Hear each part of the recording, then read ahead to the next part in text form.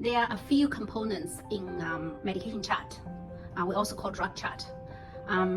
Each drug prescription, you need to get the dose, you need to get the routes, also you call routes, and the date, the frequency, which is the times.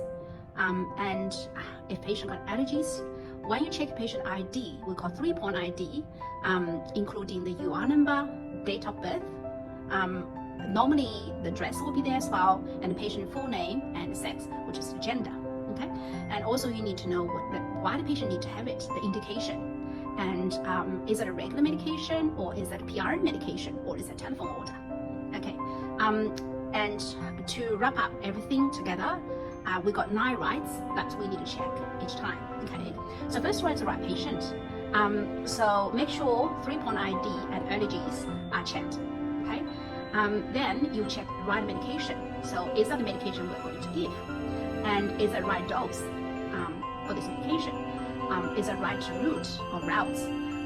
So check the routes. They normally will written there per oral or intravenously, intramuscular, or subcut or sublingual, or per rectal, or per vaginal, etc.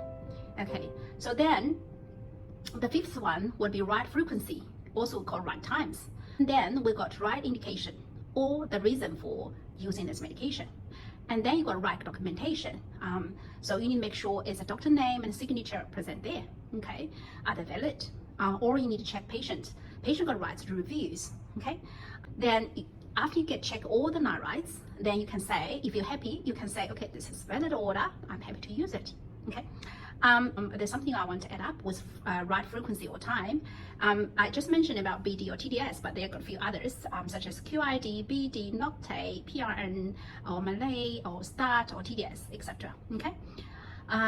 Then with the medication chart, some public hospitals, they are using we call EMR, which is electronic medication record. Okay.